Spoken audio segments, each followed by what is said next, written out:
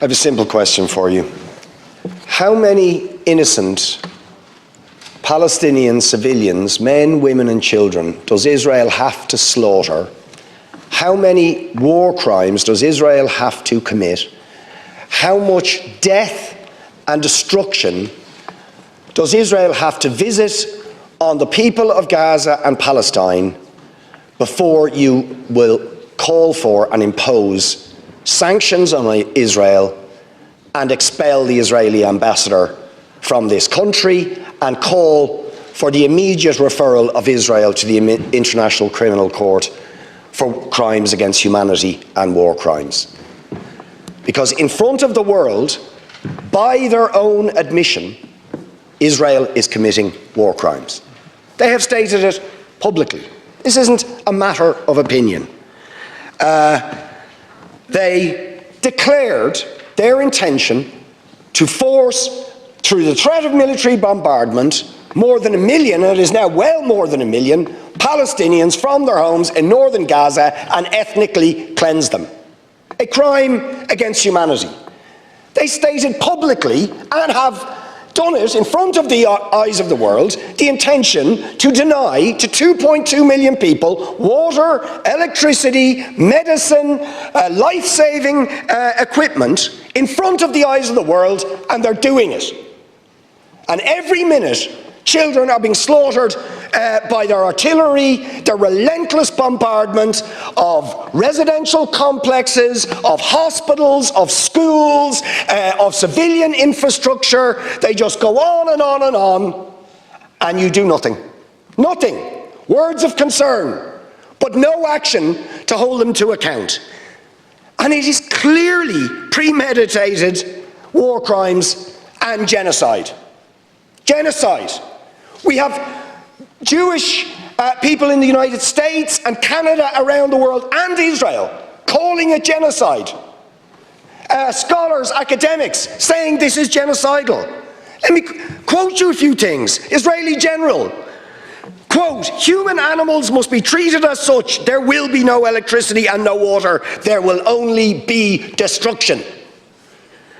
Yoav Gallant, a minister, says, "We are fighting human animals. We will, quote, act accordingly. We will remove, quote, every restriction on the IDF." Smotrich, another minister, "There is no such thing as the Palestinians." The president of Israel refers to the people of Gaza and says they are all responsible. Before October the 7th, Netanyahu appeared in front of the UN General Assembly with a map of Israel that had removed all references to Palestine.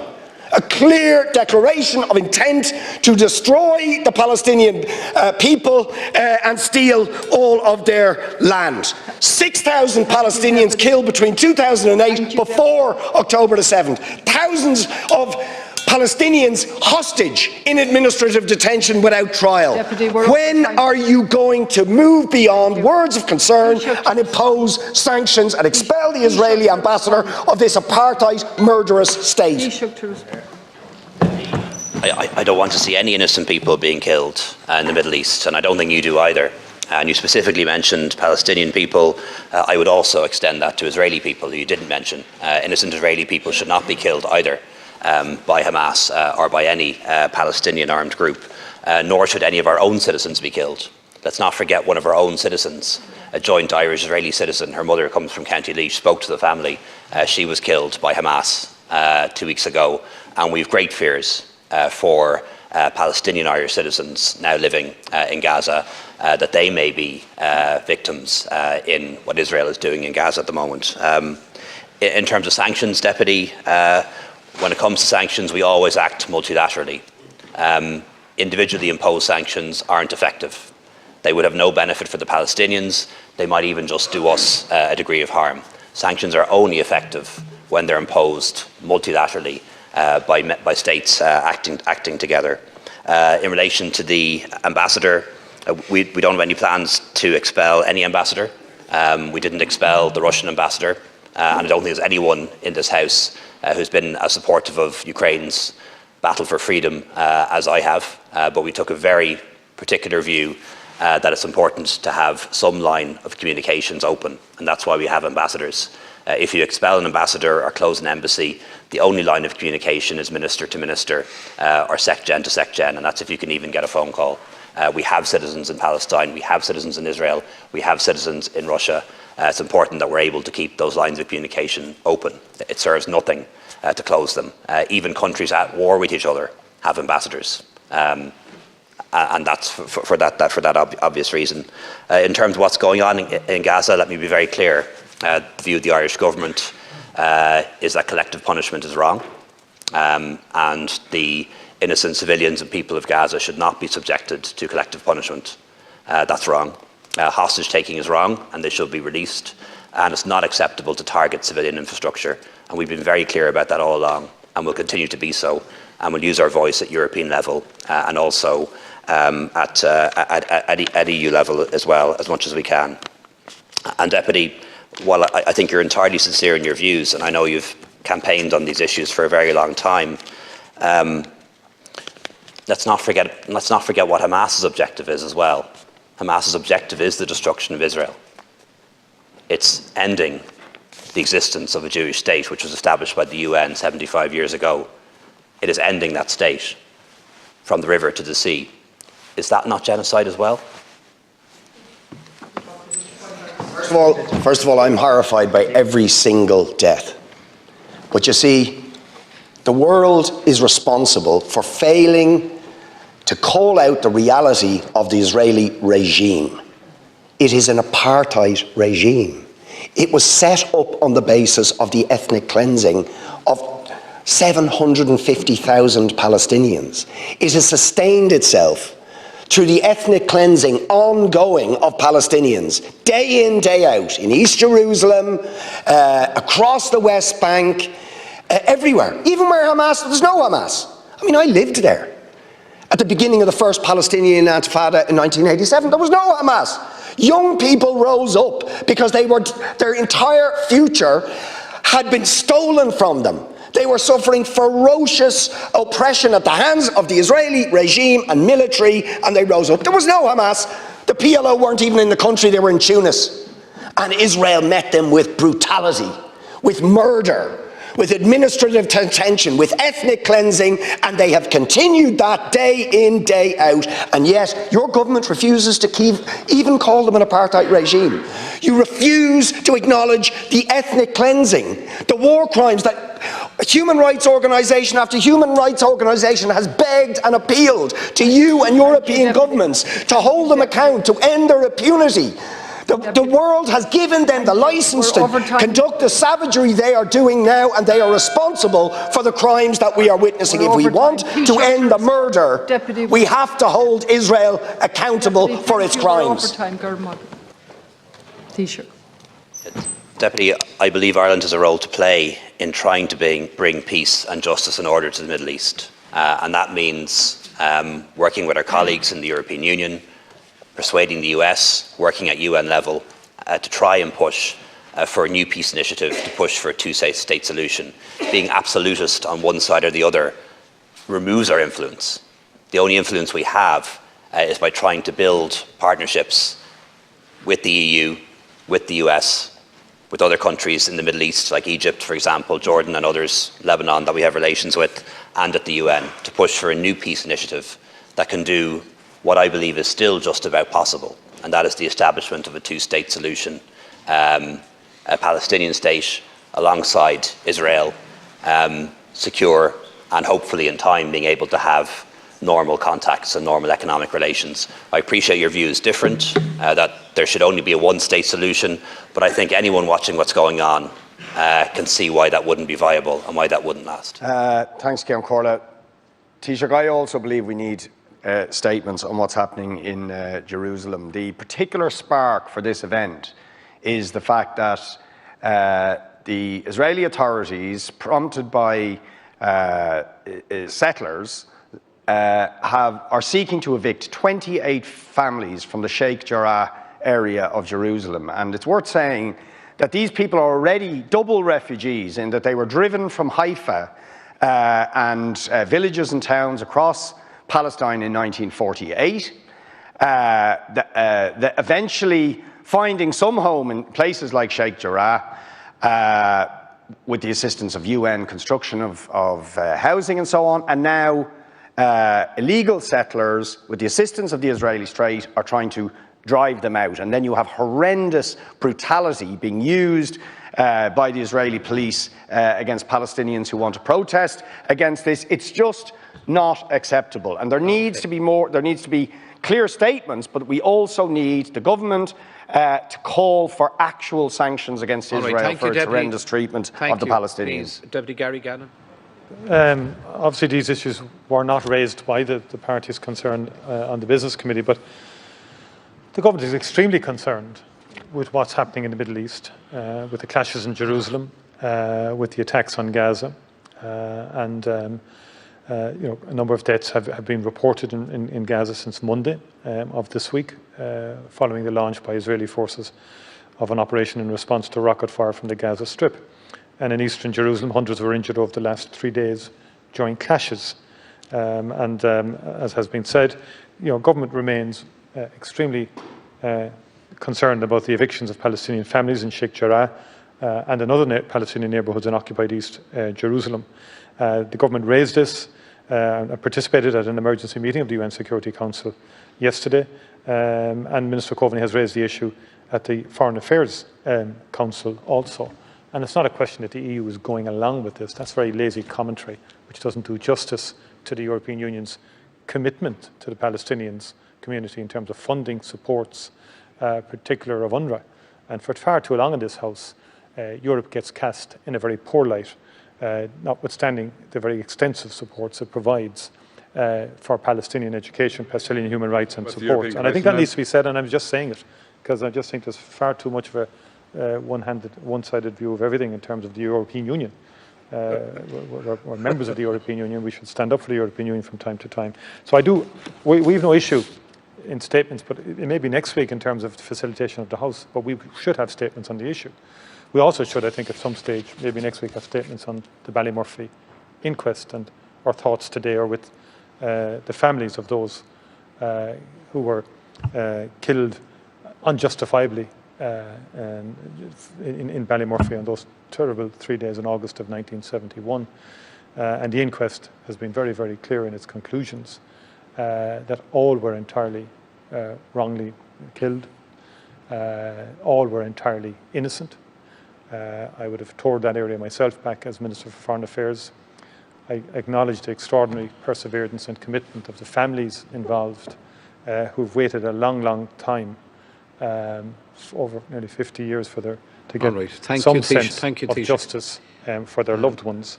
And I think it speaks more broadly to the legacy issue more generally. And this inquest and its outcome does deserve to be debated in this House. Also, the Irish Government has supported the Ballymurphy families for many years, and we will continue to stand in solidarity with them. And the legacy of violence in Northern Ireland remains a deep wound, and I think that we should perhaps, maybe it might be possible early next week to have a debate on that or statements on that as well as statements on the Middle East as well, because I think the House has acted before collectively on the Middle East. We've issued joint statements in relation to the Middle East in the past, and the government will be supportive of such an approach. Minister, myself and Deputy John Brady requested this debate at the Business Committee on Amnesty International's utterly damning report that Israel is a state that is operating a system of apartheid, and in doing so are committing crimes against humanity, and call for sanctions to ensure that that system, that inhumane and inhuman system, is dismantled. Now, we called for this debate prior to the barbaric invasion of Ukraine by Vladimir Putin. And all of us have rightly condemned the crimes against humanity that are being committed by Vladimir Putin in Ukraine. And the government has moved instantly, within 5 days, to sanction Putin's regime and take urgent action and the strength of language that was used, rightly, against Putin as a barbarian, as a thug, as a murderer, as a warmonger, all of which are true, all of those things apply to the state of Israel in its treatment of the Palestinians, and yes, the government is concerned about its use of language and doesn't feel it is appropriate to even use the word apartheid when Amnesty International, the most respected human rights organisation in the world, and Human Rights Watch, within a very short period of time, issue these damning reports, saying that Israel, since its foundation, has been built on a system of oppression and domination and apartheid and racism, involving the murder of unarmed, innocent civilians on a regular basis, arbitrary detention and imprisonment, land annexations, the displacement of people, the denial of basic fundamental rights to 6 million Palestinians who are displaced outside Israel and the occupied territories, to the right to the return to their homes, to the illegal blockade of Gaza, which has left, as they say in the report, Gaza in a permanent state of humanitarian crisis, denying people access to food, to water, and treating the Arab population as a whole, the Palestinian population as a whole, as an inferior race. I mean, it doesn't get stronger than this. And yet you want to be careful about your language. You're happy to correctly use the most strong and robust language to describe the crimes against humanity of Vladimir Putin, but you will not use the same strength of language when it comes to describing Israel's treatment of the Palestinians, when it is now being documented and detailed by two of the most respected human rights organisations in the world, and indeed has been alleged by dozens and dozens of non-governmental organisations, and to be honest, anybody who looks honestly at the decades of brutal, inhumane persecution of the Palestinians, successive assaults on Gaza, the annexation of their land and territory, the systematic application of apartheid rules, you don't want to even use the word apartheid. Never mind sanctions. 5 days sanctions against Putin and his thugs, 70 years of oppression by the Palestinians, and it wouldn't be, what was the word you used? It wouldn't be helpful to impose sanctions. Amnesty International are calling for Israel to be referred to the International Criminal Court for crimes against humanity. Will you support it? They are calling for targeted sanctions against Israeli officials who are perpetuating the system of apartheid, just exactly the same types of sanctions you've just initiated against Vladimir Putin. Will you support it? And I think the answer is clearly you're not going to. And then we ask the question, why? Why? With such strength of feeling, Fine Gael and Fianna Fáil and Green TD stood up one after the other, saying it was intolerable, the thuggery and the warmongering and the brutality of Putin. You wouldn't stand for it. Urgent action had to be taken. But we've got to be much more careful with the Palestinians and their treatment. And I haven't even got time to the briefing I organised this week about the people of Yemen and how Saudi Arabia, the most despotic regime in the world, armed to the teeth by the United States, Britain, France and others, killing 337,000 people in Yemen in the last 5 years, 10,000 children. Any action against the United States for arming them? Or Britain, or France, or Saudi itself? No. No action, no sanctions, no outrage. Words of concern. We'll raise it. We'll raise it. We'll call on them to do things. Now you see, if you're going to have moral standards, those standards have to be consistent. Otherwise, they are not standards at all. They are just cynicism. And of course, we all know the reason that the standards are not consistent is because to call out the apartheid state of Israel would be to run foul of the concerns of certain states that are now presenting themselves as defenders of democracy and so on, such as the United States, the UK, Germany and other powers, whose relationship with Israel, supporting it and backing it, means that the European Union's moral credentials are bankrupted and that they are not willing to take the action. And we go along with that. That is not acceptable. So I appeal to you, Minister, I appeal to you to uphold the tradition this country has, going right back to its foundation, to opposing oppression of peoples and standing up against brutal powers that are willing to subjugate people like the Palestinians or any others. Show some moral backbone, show some consistency and support the motion that we have circulated to every TD in this House, which Sinn Féin have now signed, which a number of the left independents, which people before Profit have signed, calling for the adoption of the recommendations of the Amnesty report and for the sanctions that must follow that they recommend. Will you support those things? Because if you don't, to be honest, all the words of concern, all the raising it, means nothing to the Palestinian people. Thanks very much, Chair, and thanks to the committee for allowing me to come in on the discussion. Look, I have a couple of, and thanks to all our contributors, I have some questions that are maybe a bit more detailed, but a couple of just initial general questions stroke observations. First of all, the victims of this mess, and it is a mess, are the TV licence paying public, who can go to jail if they don't pay their TV licence, and the vast majority of the RTE staff who don't enjoy staggering salaries and often had to endure pay cuts, pay freezes and lack of resources and so on. On that second group, given that there has been an acknowledgement from yourselves that this is a mess, that there's been some big mistakes made here, and that something has to be done to reform RTE in order to protect public service broadcasting.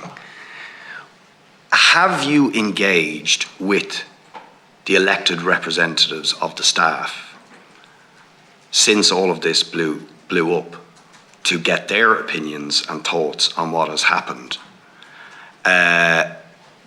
Because my understanding is that hasn't really happened on any sort of formal level. Now, they're out protesting, they're very worried, and they're very angry.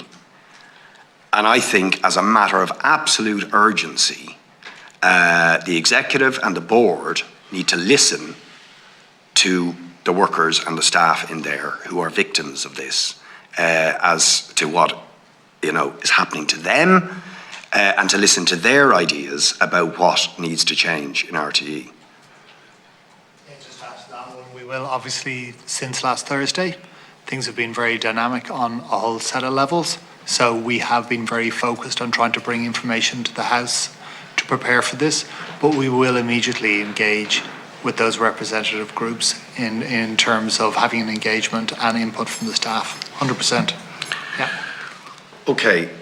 Secondly, look, I am firmly of the view, and you're alluding to it, is that that commercial and advertising, you would say there's a tension between them and the public service mandate. I'll go further than maybe you're willing to. If you want to comment on it, please do. That it is a malign influence that threatens, very seriously threatens, to undermine the integrity of public service broadcasting, and that this mess is evidence of that.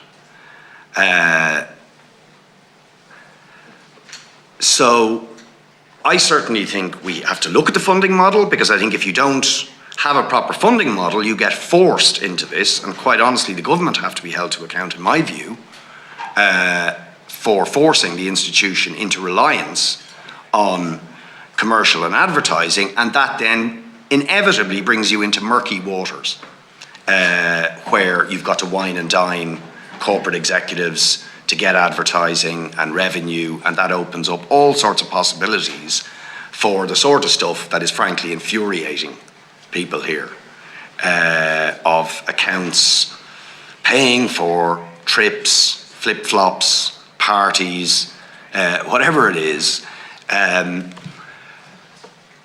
So if you would like to comment on that, but the one thing I want to say is I fully acknowledge that and think we need to address it and we need to face up to it. But it doesn't really fully explain, or does it, why we're here, the specifics of why we're here. Because, you know, I put it, I think to you, Adrian, or to Siún last week, that this looked like organised deceit, and you acknowledged that it was organised deceit. Now, if it was organised deceit, somebody organised it. And it is still not clear who exactly organised it. And do you agree we need to know that? And that the people, the staff, the public, the Oireachtas need to know who organised this deceit? And do you still stand over, indeed, the fact that this is organised deceit that we're dealing with, that was at the heart of this? So in terms of the three payments, so I think it's good to distill it right down to what is the issue. The issue is the three payments that have been made to Ryan Tubridy directly from RTE that should have been declared when these numbers were laid before the House of the Oireachtas and to the public. That's the first thing to say. I think when you step back, and the Chair has already alluded to it, in terms of the relationship between commercial and public service, the way RTE is structured, our revenue is 200 million from licence fee and 149 million from commercial. Not insubstantial. The Future of Media Commission, which you know forensically looked at models for public service, looked across Europe, you can see that the vast majority of public service broadcasters in Europe are 100% funded through some mechanic, and they don't have this level of advertising. A company like the BBC, for example, that is licence fee, plus they have BBC Studios, which is at arm's length from the company, that generates from their international sales about 1.2 billion. So it does, to the Chair's earlier comment, raise questions about how public service media should be funded. And I think through all the debate here and all the noise around these three payments that have been made, you know, the only piece of light is the recognition by the House of the importance of public service media, and that it should be correctly funded in a way that it can achieve its objectives with no, as you said, malign influence. And I'm not saying that commercial is malign influence, but that there is a clarity and a transparency to it. But would you also say that the quid pro quo for the funding that can restore the integrity of public service broadcasting, deal with that tension by eliminating it, in my view, that's what needs to happen. But the quid pro quo for that is to address the other thing that is infuriating people about all of this, is the staggeringly high levels of salaries of a fairly significant, but ultimately small minority, but a significant number of people at the top, both presenters, executives, board members, managers, who are on staggering salaries. And that just does not sit well with people. And I would ask Moya to, you know, I'll put it directly to Moya in this. I mean, you said about presenters having charisma and so on. Now, I mean, how should I put this? Of course, they're an important part of the process. But you see, certainly I seriously question, and I put this to the executive, this sharp distinction between a group who are the talent and everybody else who makes the programmes. So don't we need to deal with that? Because it feeds into this notion that some people have to get extortionate salaries, and then there's everybody else who, to my mind, is every bit as important in putting those shows together, often coming up with the ideas to put those shows together. The researchers, the sound people, the camera people, you know, all sorts of people. It's not just Deputy, the person at the front. I agree entirely with you. I went into that organisation as a typist. I was a broadcasting assistant, a production assistant, a small-time presenter, and I ended being a producer-director. I was never on a high salary. I worked with people who were on very high salaries. I never wanted to be a manager. I wanted to stay within producing. The tension you so rightly mention, what has happened is the entire ecosystem has changed, and we must not forget that. This is not the way things were 20 years ago. When the huge salaries were agreed and there was competition out there, it is very difficult to get those salaries back. As the organisation said earlier on, they were reduced by 30% and they were reduced by a further 15%. That's a 45% saving in all but one salary, where we know we didn't get the saving because there was a clandestine arrangement. So now it is absolutely time, and if any good is to come of this, that all you leaders and representatives around this table will actually lead the way in the proper debate and make a public service media that is fit for purpose in the 21st century. And that we never have these conversations ever again, that people feel properly remunerated, fairly treated, and their voices heard. Okay, I don't know if there's any further comment on that, but I do think that means salary caps, to be honest, that bring the salaries way down further at that top level. I've got to be honest with you, because I think it infuriates people looking at it. Just a few, maybe last specific, just a couple of things, right? It was mentioned about a register of interests, and I think it was referred to about people on air. Could I suggest that there should be a registered interests for everybody? And that includes board members and executive members. Because even if you're not on air, you can have significant influence over the expenditure of public money. And therefore, the question of conflicts of interest are hugely important. And those things need to be registered, and people need to acknowledge if there are potential conflicts of interest so they can be seen in a fully transparent way. Secondly, I personally, Siún may have been aware of this, the questions I've been raising about issues in the film industry, where some of the employment conditions that we've heard from RTE workers, poor employment conditions of buyout contracts for actors and writers and performers, use of successive fixed-term contracts, bogus self-employment, and so on, that there are allegations within the wider film and audiovisual sector that the same things are happening there, right? Equity are waging a campaign at the moment. Film crew have raised this, and RTE is involved in that €40 million every year goes into, and I want to see that money go into drama and independent production.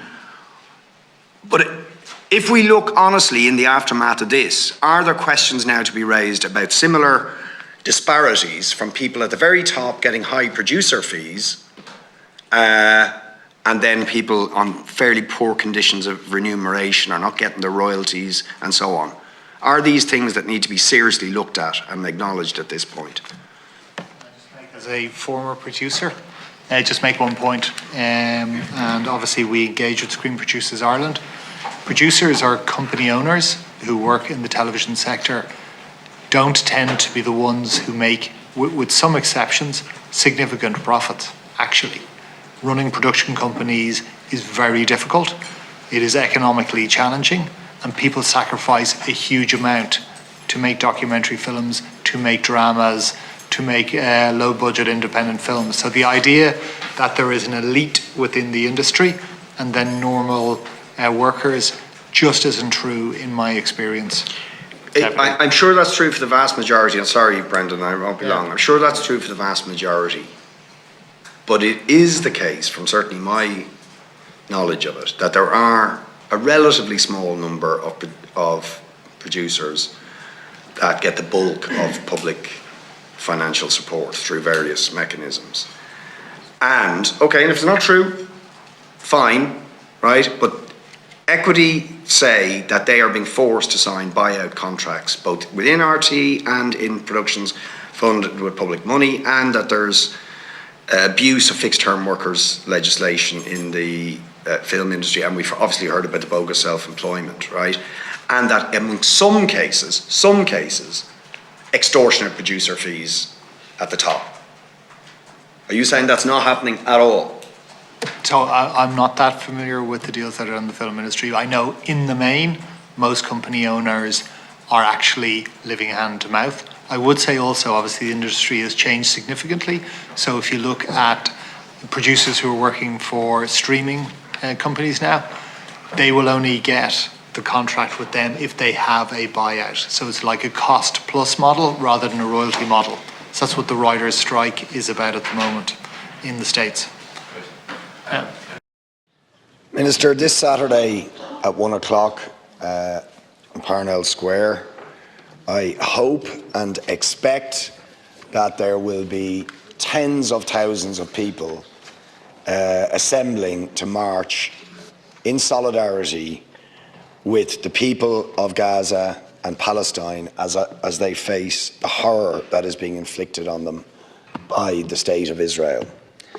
And one of the questions they are going to be asking, and I'm asking you, is how many Palestinians does Israel have to massacre?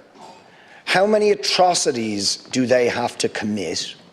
How much evidence do you need that Israel is engaged in a genocidal attack on the people of Gaza and increasingly people in the West Bank before you will do something, before you will take any action whatsoever to sanction this murderous regime for the slaughter it is inflicting on thousands and thousands of Palestinians.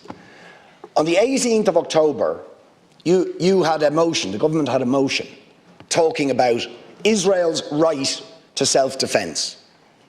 At the time, we put forward a motion and argued that Israel was not engaged in anything to do with self-defence, but it was continuing and accelerating a genocidal attack to reinforce its system of apartheid, its system of occupation, and its ongoing war crimes and ethnic cleansing of the Palestinian people. We called at the time for the expulsion of the ambassador, for the prosecution of Israel for war crimes, and for other sanctions.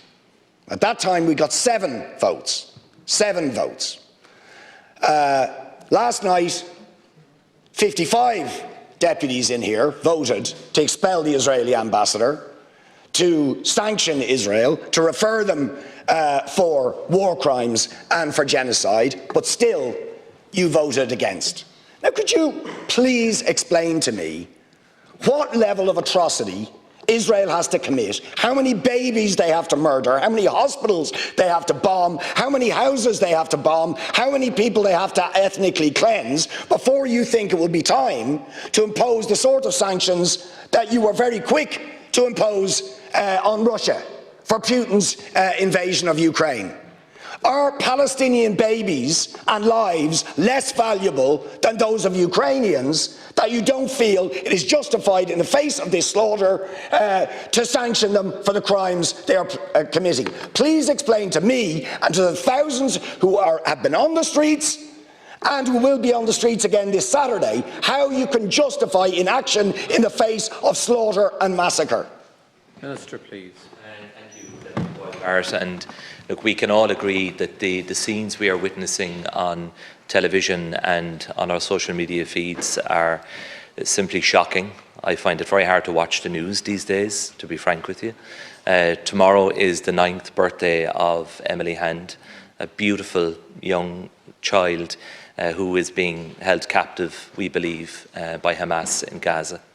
Our Oireachtas is in the Middle East, as you know, right now, putting in the hard yards, and the hard work of international diplomacy, trying to make progress in securing the passage of the remaining Irish citizens who are in Gaza, and also advocating for peace and having many difficult conversations with those that he needs to talk to on behalf of the Irish government to advocate for peace and to advocate for a ceasefire, because the humanitarian situation that we are witnessing in Gaza is simply appalling. Israel has a right to defend itself. What Hamas did on the 7th of October is unspeakable, and the Taoiseach is witnessing and visiting some of the sites where those massacres by Hamas took place. But Israel, in defending itself, has to act in accordance with international humanitarian law. And Ireland has been very consistent and very clear, the Taoiseach, the Taoiseach, the entire government in relation to that. And on the cause that we should expel the Israeli ambassador, international diplomacy and maintaining channels of communication is not about staying close to your friends or about endorsing policies. It's about keeping channels open for when you need them. And we need them, because in trying to secure the safe access out of Gaza of the remaining Irish citizens there, and in trying to be heard in advocating for peace, it's important that we continue to communicate and we continue to have dialogue with all of those in the region. And we've about 400 peacekeepers, Irish men and women, in the region. So Ireland has to maintain diplomatic relations with Israel. But we also will call out, when we see it, the level of force that has been used, in our view, is completely disproportionate. Civilians should be protected. Gaza and Hamas are not the same thing. The civilians in Gaza should not be the subject of collective punishment by the Israeli Defence Force. So Ireland is an important actor. We have a voice. We are being listened to. And I believe that our Taoiseach, who is there at the moment, deserves the steadfast and the fulsome support of everyone in this House in what he is seeking to achieve, advocating for peace, trying to secure the release of all the hostages, to secure passage of the remaining Irish citizens from Gaza through the Rafah crossing into Egypt. And he's having those difficult conversations right now in the Middle East. Barrett. You see, you're still doing it. You're still talking about Israel's self-defence. Apartheid, because that's what the Israeli system is, doesn't have a right to defend itself, any more than apartheid South Africa did.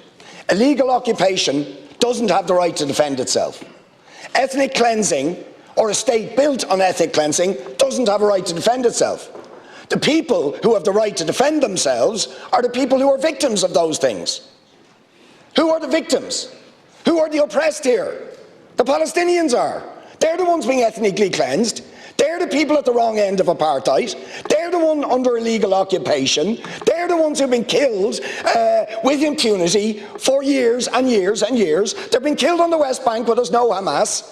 Why do you continue to peddle the notion that Israel is interested in peace, when everything it's doing is making it clear it's involved in massive terrorist ethnic cleansing to drive the Palestinians out of Gaza, out of the West Bank, to expand the borders of Israel, as it's been doing every single year since 1948. When is the world going to wake up with this? And you didn't answer me. Why did you impose, even setting aside the ambassador, why sanctions on Putin for his war crimes, but nothing, no sanction whatsoever, ever imposed on Israel, even when they're slaughtering thousands and thousands of children? Deputy, please. Minister. Thanks, Deputy. The government is supporting the people of Palestine.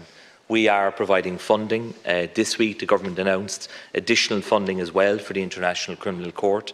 The Taoiseach announced €13 million in funding in humanitarian assistance to the Palestinian people, with 10 million to UNRWA and 3 million for the UN OCHA. So we are providing direct practical support for the people of Palestine. And we've been very clear in what we have been calling for some time now.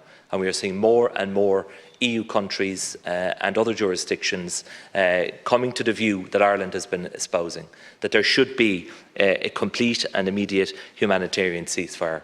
The guns should stop and the bombs should stop. The only way ultimately to achieve peace here is through dialogue. We know all about this on our own island, Deputy. We know our history. And Ireland is a respected voice on this issue because of our own historical experience on this island. So we are continuing to work through all of those channels. We are glad that 23 Irish citizens left Gaza yesterday through the Rafah crossing. We expect that more will be in a position to do so today. We want to see the release of all the hostages, including little Emily Hand and all of President von der Leyen, welcome to the Dáil, welcome to Ireland, and I do appreciate your comments about Europe's commitment to ensuring there's no hard border on the island of Ireland, or that the exit of Britain from the European Union shouldn't in any way adversely impact on the peace on this island. But to be honest, nobody would thank me, I think, out there in the world if we use this opportunity just to slap each other on the back.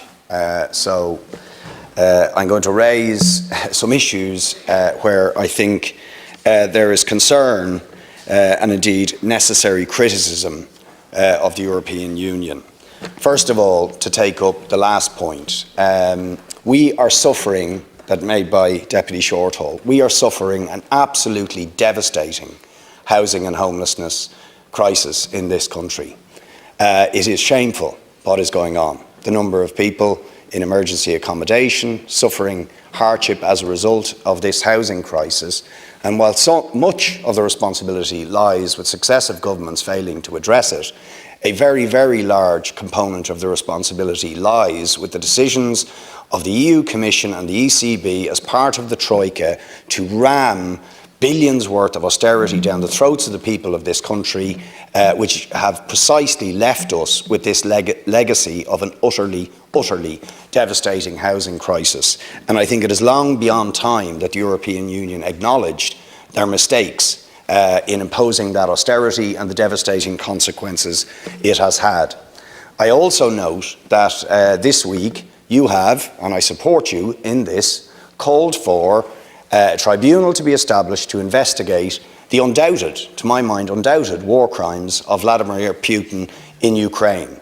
And I think we all share in condemning the utterly barbaric, murderous invasion by Russia of Ukraine, and support the people of Ukraine in their struggle for self-determination.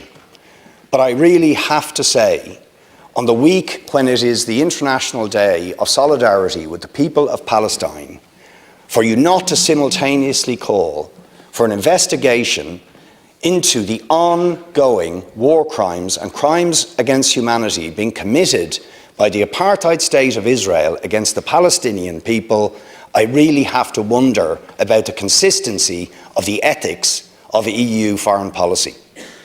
It is utterly unconscionable that we can say, on the one hand, we must investigate the war crimes and atrocities of Vladimir Putin and remain silent, as you did when you spoke in June in Israel beside the Israeli Prime Minister Naftali Bennett, and did not say a word, not a word, after we've had two devastating reports by Amnesty International, by Human Rights Watch, of 70 years of ongoing crimes against humanity, ethnic cleansing, apartheid, the siege of Gaza, a 15-year-long criminal action. Do we talk about investigating the war crimes of Israel? No. Do we sanction Israel for these crimes as we've sanctioned Russia? No. Instead, we continue to give them favoured trade status, import huge amounts of gas from Israel, deepen the relations, and engage in considerable military and defence trade with the state that is doing this to the Palestinians. I also find it remarkable when we say we must break our dependency on Russian fossil fuels and oil, that at the very same time we increase our imports of Saudi oil. Ironically, the Saudi Arabia this year has doubled its imports of Russian oil and is effectively laundering Russian oil, but we are now importing more from the Saudi dictatorship, one of the most brutal dictatorships in the world, that just like Vladimir Putin, has engaged in a 15-year-long war against the people of Yemen that has claimed the lives of tens of thousands of people. And leading European states continue to arm that regime. Indeed, you yourself in 2015 went over and signed a defence arrangement with Saudi Arabia when you were Minister for Defence in Germany. If we are going to condemn, as we must, the war crimes of Putin, we must simultaneously condemn all war crimes against humanity, even when they are committed by people that the European Union perceives as allies like Israel or Saudi Arabia, or those that arm and support them. And I would say finally on that regard, it is similarly unconscionable when the European courts have found against the EU-Moroccan trade agreement, which involves essentially taking the resources of the occupied Western Sahara people, fish resources and mineral resources, that the EU Commission has lodged a legal appeal against its own courts in order to continue a trade deal that is robbing the people of Western Sahara of their resources while they are subject to an illegal occupation of their land and territory. President, we have to have consistency in our foreign policy, in our ethics and in our morality if we are going to be taken seriously as defenders of human rights and opponents of war.